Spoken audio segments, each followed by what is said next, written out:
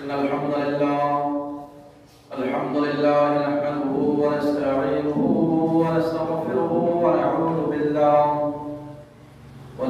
بالله من شرور أنفسنا ومن سيئات أعمالنا. من يهده الله فلا مضل له ومن يضلله فلا هادي له. وأشهد أن لا إله إلا الله وأشهد أن محمدا عبده ورسوله. أما بعد فإن خير الحديث كتاب الله وخير الهدي هدي محمد صلى الله عليه وسلم وشر الأمور محدثاتها وكل محدثة بدعة وكل بدعة ضلالة وكل ضلالة في النار. فقد قال الله تبارك وتعالى: أعوذ بالله من الشيطان الرجيم. بسم الله الرحمن الرحيم. يا أيها الذين آمنوا اتقوا الله حق تقاته ولا تموتن إلا وأنتم مسلمون. يا أيها الناس اتقوا ربكم الذي خلقكم من نفس واحدة وخلق منها زوجها وبث منهما رجالا كثيرا ونساء واتقوا الله الذي تساءلون به والأرحام إن الله كان عليكم رقيبا. يا أيها الذين آمنوا اتقوا الله وقولوا قولا سديدا يصلح لكم أعمالكم ويغفر لكم ذنوبكم ومن يطع الله ورسوله فقد فاز فوزا عظيما. بارك الله لنا ولكم في القرآن العظيم ونفعنا وإياكم بالآيات والذكر الحكيم. إنه تعالى جواد كريم ملك بر رؤوف رحيم.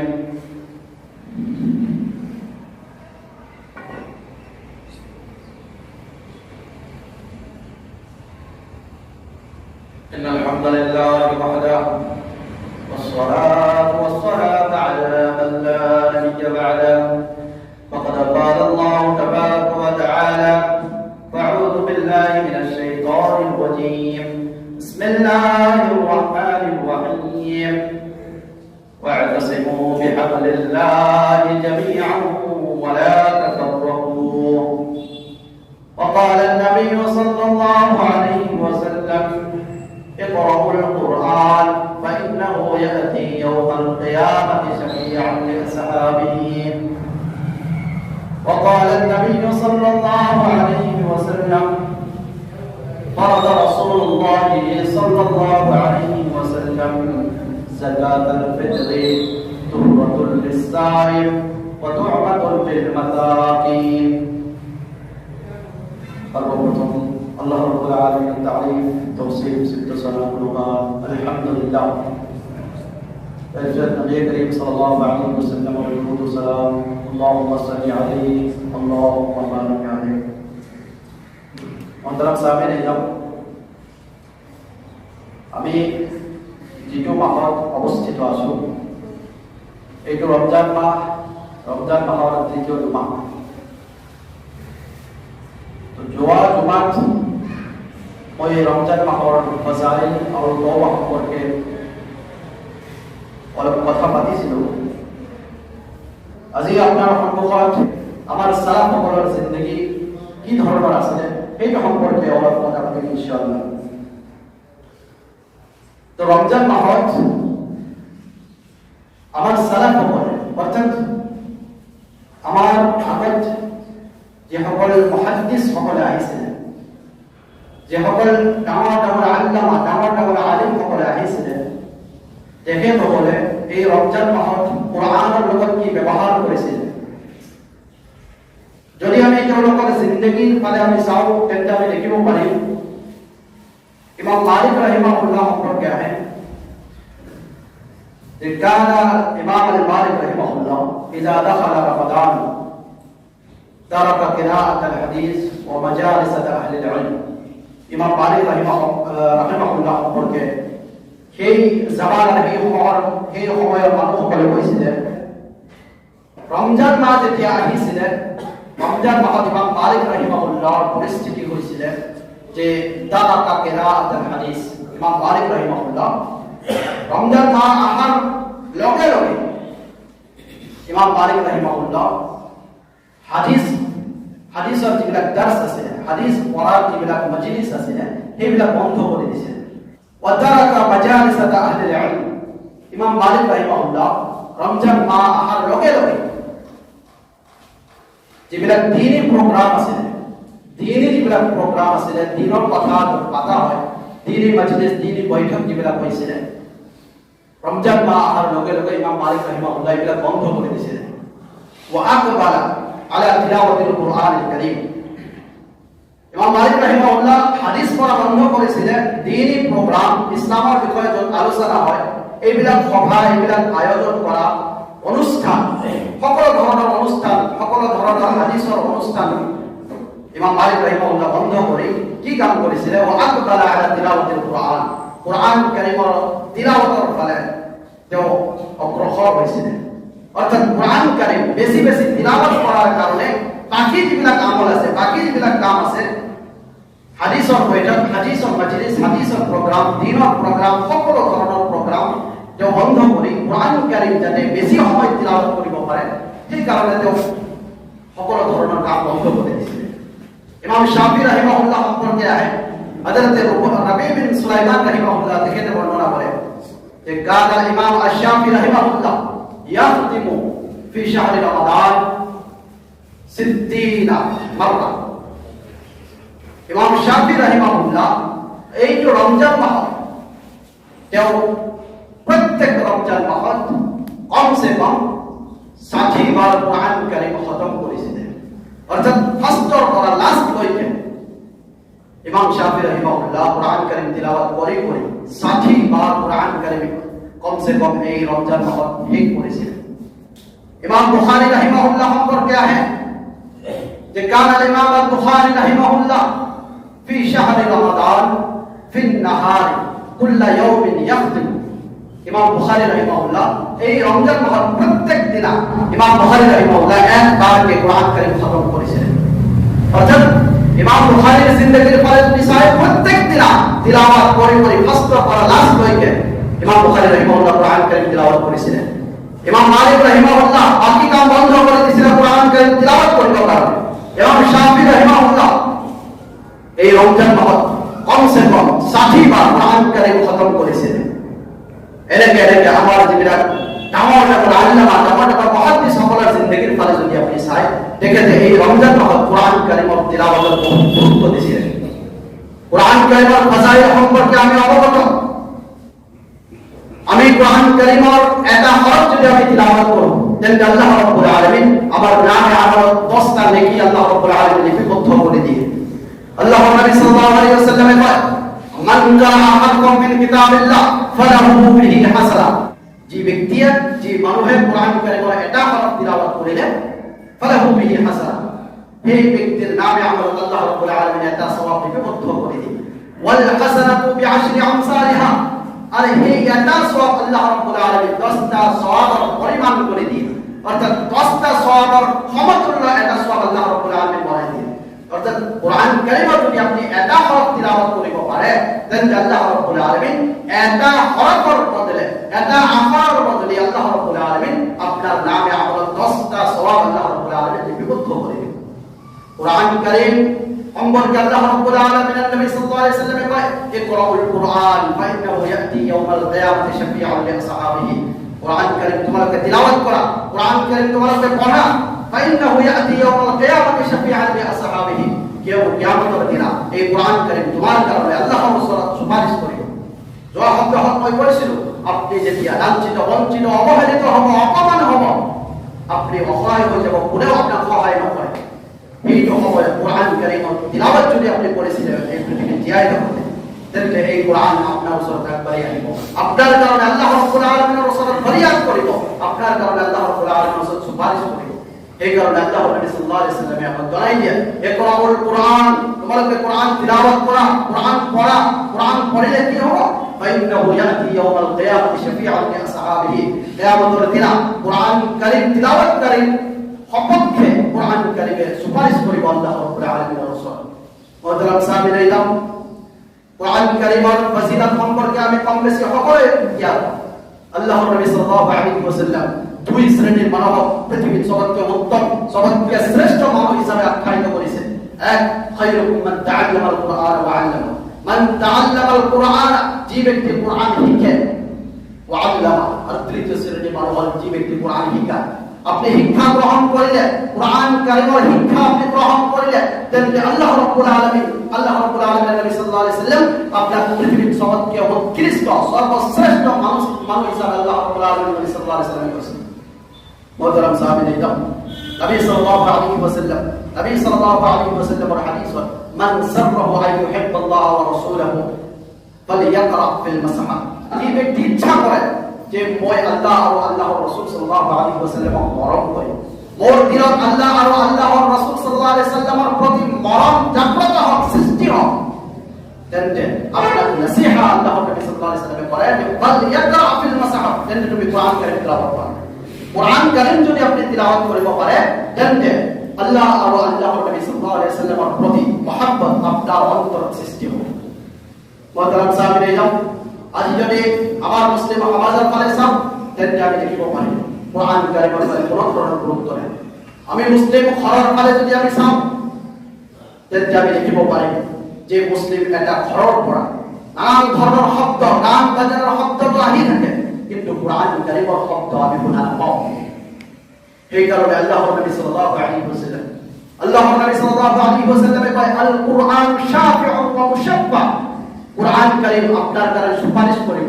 আর কোরআন কারীমের সুপারিশ কি ধরনের হবে? আল্লাহর নবী সাল্লাল্লাহু আলাইহি ওয়াসাল্লাম কয় মুশাফফা। কোরআন কারীম আপনার কারণে সুপারিশ করিলে এই সুপারিশ, এই শাফাআত গ্রহণযোগ্য হবে আল্লাহ রাব্বুল আলামিনের রাসূল। এটি আল্লাহর নবী সাল্লাল্লাহু আলাইহি ওয়াসাল্লাম কয়, মান জাআলাহু আমামাহু কাদাহু ইলাল জান্নাহ। যে ব্যক্তি কোরআন কারীমের সম্মুখত রাখে, অর্থাৎ কোরআন কারীমের উপর গুরুত্ব দিয়ে কোরআন কারীমের সম্মুখত রাখে, কোরআন কারীম হিসাবে নিজের জিন্দেগি চলাব বিচারে, কোরআন কারীম তিলাওয়াত করে, সেই ব্যক্তি সম্পর্কে আল্লাহর নবী সাল্লাল্লাহু আলাইহি ওয়াসাল্লাম কয়, কাদাহু ইলাল জান্নাহ। কোরআন কারীম এই মানুষের জান্নাতের ফালে পথ প্রদর্শন করে, এই ব্যক্তি কোরআন কারীমে জান্নাতে কই যাব। ওয়ামান সাকাহু ওয়ামান জাআলা খালফাহু সাকাহু ইলান নার। আর কোরআন কারীমত যে ব্যক্তি, যে মানুষের পিছফালে রাখিব, কোরআন কারীমের উপর কোনো ধরনের গুরুত্ব নাই, কোরআনের উপর কোনো ধরনের গুরুত্ব নাই, কোরআন কারীম নপড়ে, কোরআন কারীমত কি আল্লাহ রাব্বুল আলামিন কি লিখেছে আপনার কারণে কোনো ধরনের গুরুত্ব আপনি যদি নিদিয়ে, তাহলে আল্লাহর নবী সাল্লাল্লাহু আলাইহি ওয়াসাল্লাম কয়, সাকাহু ইলান নার। এই কোরআন কারীম আপনার জাহান্নামে লয়ে যাবে। কোরআন কারীম আপনার জাহান্নামে লয়ে যাব পারে, কোরআন কারীম আপনার জাহান্নামে লয়ে যাব পারে। কোরআন কারীম যদি আপনি গুরুত্ব দিয়ে, কোরআন কারীম হিসাবে যদি আপনি জিন্দেগি গঠন করেন, তাহলে এই কোরআন আপনার জান্নাতে লয়ে যাবে। কোরআন কারীম যদি গুরুত্ব দিয়ে, কোরআন কারীম যদি আপনি গুরুত্ব দিয়ে, এই কোরআন আপনার জাহান্নামে লয়ে যাবে। মুহতারাম সাহাবীরা, আজ আমার দুরবস্থা, আমি অপমানিত, লাঞ্ছিত, বঞ্চিত, অবহেলিত হইছো। সর্ব জায়গায় সর্বটাই আমি অবহেলিত, লাঞ্ছিত, বঞ্চিত হইছো। আজ মুসলিম সমাজ সর্ব ঠাই, সর্ব জায়গা লাঞ্ছিত, বঞ্চিত, অবহেলিত। তার মূল একটা কারণ হিসাবে আপনি লব পারে কোরআন কারীমের গুরুত্ব দিয়ে। আমি কোরআন কারীমকে এড়িয়ে দিছো, কোরআনের উপর কোনো ধরনের গুরুত্ব নাই, যার কারণে আল্লাহ রাব্বুল আলামিন আমাকে লাঞ্ছিত, বঞ্চিত, অবহেলিত করিয়াছে। মুহতারাম সাহাবীরা, আমার ঘর হব লাগিছিলেন যে আমার ঘর পড়া প্রত্যেক দিন আমার ঘরের পড়া কোরআনের শব্দ মানুষে যাতে শুনা পায়, এরকম মাহফিল এরকম পরিবেশ সৃষ্টি হব লগীয়া হৈছিলে। কিন্তু আমার ঘর বিলাক আজি কবরস্থান হয়ে গৈছে। আজি কবরস্থান হয়ে গিয়েছে। যেনেকে কবরস্থানত কোনো ধরনের কোরআন তিলাওয়াত করা নহয়, ঠিক তেনেকে আমার ঘরত আমি কোরআন কারীম ব্যান করে রাখিছো, লিখিত করে রাখিছো। আল্লাহর নবী সাল্লাল্লাহু আলাইহি ওয়াসাল্লাম কয়, লা তাজআলু বুয়ুতাকুম মাকাবিরা। তোমাকে নিজের ঘরত তোমাকে কবরস্থান নবনাবা, তোমাকে নিজের ঘরকে কবরস্থান নবনাবা। আল্লাহর নবী সাল্লাল্লাহু আলাইহি ওয়াসাল্লাম কয়, যে ঘরত কোরআন কারীম তিলাওয়াত করা হয়, সূরাতুল বাকারা তিলাওয়াত করা হয়, এই ঘরের পর শয়তান পলাই ফেলে, এই ঘরত শয়তান থাকিব নোৱাৰে। কিন্তু আজি আমার ঘরটো শয়তানের বাসস্থান হয়ে গেছে। হযরত ইমাম ইবনে সিরিন রাহিমাহুল্লাহ কয়, আল বাইতুল্লাযী ইউকরিউ ফীহিল কুরআন। ইমাম নাসিরী রাহিমাহুল্লাহ কয় যে ঘর কোরআন কারীমের তিলাওয়াত করা হয়, কোরআন কারীম পড়া হয়, তাহজুরুহুল মালায়েকা, এই তো ঘর ফেরেশতা সকলে বসবাস করে, ফেরেশতা সকলে তাতে থাকে। ওয়া তাফিরু আনহু শায়াতিন, আর শয়তান এই তো ঘর পৰা পলাই যায়। এই যে ঘর সম্পর্কে ইমাম ইবনে সিরিন রাহিমাহুল্লাহ কয় যে ওয়ায়াত্তাসিউ বিআহলিহি, এই ঘর মানুষসকল আল্লাহ রাব্বুল আলামিন এক খুব সময় আল্লাহ রাব্বুল আলামিন জিন্দেগি দান করে, এক সুখী জিন্দেগি আল্লাহ রাব্বুল আলামিন এই ঘর মানুষক দান করে। ওয়ায়াকিল্লু ওয়ায়াকসুরু খায়রুহু, ইমাম ইবনে সিরিন রাহিমাহুল্লাহ কয় যে ঘর কোরআন কারীমের তিলাওয়াত করা হয়, এই তো ঘর আল্লাহ রাব্বুল আলামিন খায়র ও বরকত ভাল বস্তু আল্লাহ রাব্বুল আলামিন বৃদ্ধি করে দেন। অর্থাৎ রহমত, বরকত, শান্তি আল্লাহ রাব্বুল আলামিন এই তো খরচ বৃদ্ধি করে দিয়ে যে খরচ কোরআন কারীম তিলাওয়াত করা হয়। তার বিপরীতে যদি আমি চাও, ইমাম ইবনে সিরিন রাহিমাহুল্লাহ কয় ওয়াল বাইতুল্লাযী লা ইউকরিউ ফীহি কুরআনুল কারীম, আর এই তো খরচ যে খরচ কোরআন কারীমের তিলাওয়াত করা হয়, এই তো খরচ সম্পর্কে ইমাম ইবনে সিরিন রাহিমাহুল্লাহ কয় যে তাহজুরুহু শায়াতিন, এই তো খরচ শয়তানের বাসস্থান হয়ে যায়।